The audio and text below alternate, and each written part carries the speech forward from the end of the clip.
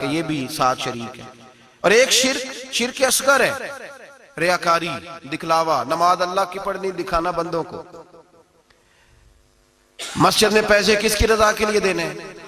تو اعلان کرانے کا کیا مقصد ہے کہ ختم کے موقع پر سال ثواب کے موقع پہ کھڑے ہو کے اعلان ہوتا ہے 1 لاکھ قرآن پاک پڑھا گیا ہے، 10,000 درود شریف پڑھا گیا ہے، اور جوئی صاحب نے نا جی 50,000 روپیہ مسجد بھی دیا ہے. یہ شرک ہے، یہ شرک اصغر ہے.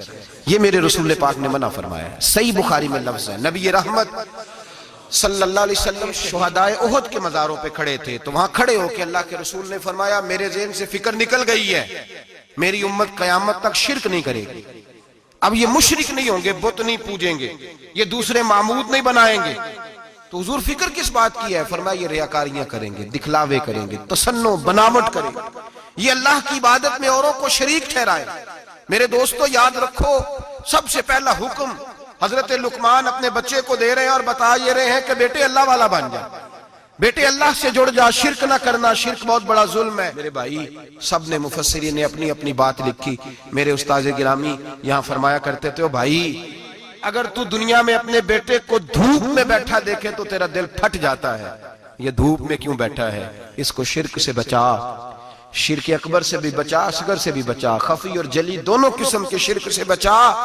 دنیا میں تیرا بیٹا دھوپ میں ہو تجھ سے برداشت نہیں ہوتا، بتا اگر تیرا بیٹا جہنم میں گیا تو تجھے کیسے برداشت ہوگا؟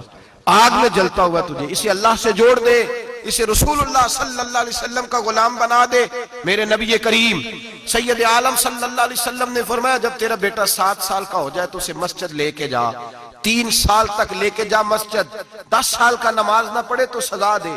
3 سال تک خود اپنے ہاتھوں سے ٹریننگ دے، اسے مسجد لے جا، آداب مسجد بتا، اسے نماز سکھا، تو خود لے کر کے جا، بھیجنے کا نہیں کہا. فرمایا جب بچہ 7 سال کا ہو جائے تو اسے مسجد، بڑی محنت کرتے ہیں ہم بیٹے کو بنگلہ دینے کے لیے، بینک بیلنس دینے کے لیے، دن رات ایک کر دیتے ہیں. خدارا سے نمازی بنانے کی بھی محنت کرو.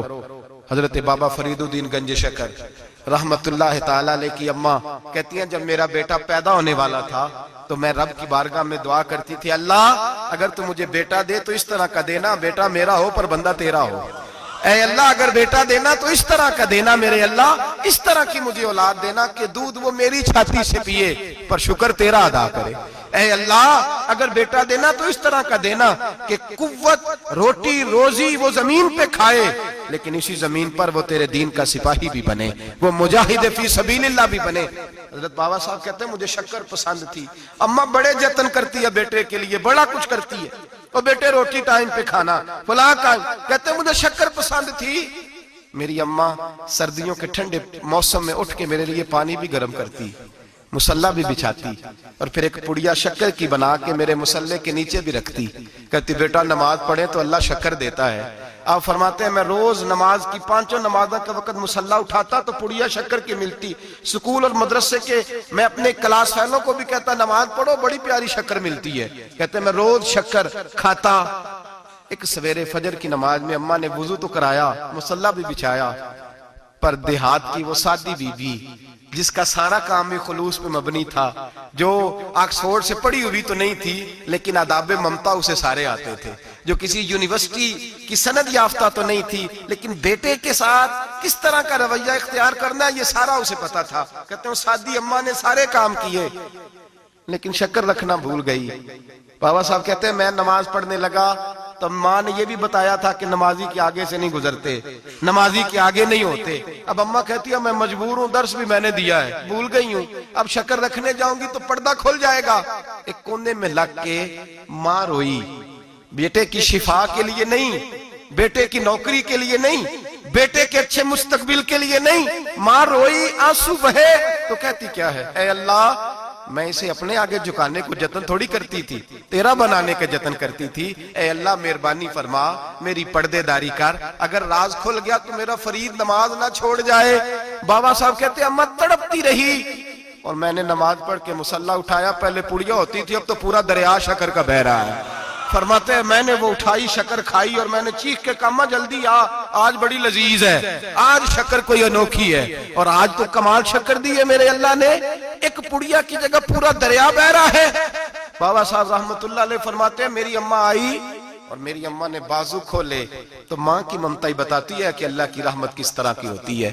کہتے میں نے اماں کے سینے سے لگا تو اماں رو کے کہنے لگی بیٹے پہلے میں شکر دیتی تھی، آج شکر بنانے والے نے شکر عطا فرمائی ہے.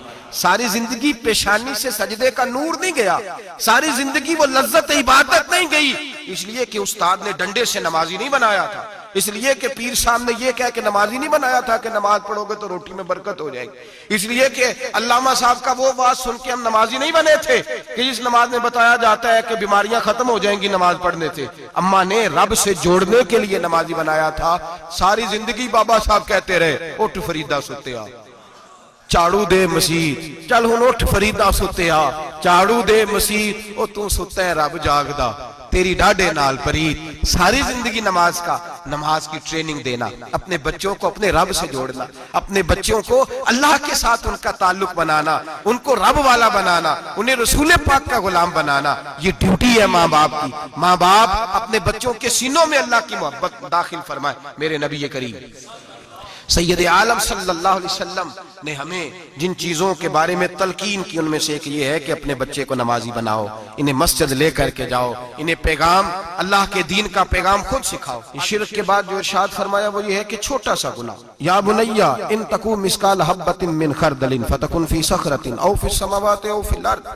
بیٹے چھوٹا سا رائی کے دانے کے برابر بھی گناہ اگر تو کرے گا، اور وہ گناہ چاہے پہاڑ کے پیچھے ہو چاہے زمین و آسمان میں چھپا ہو، اللہ اسے بھی چھوٹے چھوٹے گناہ سے. مثالیں بہت ساری ہیں لیکن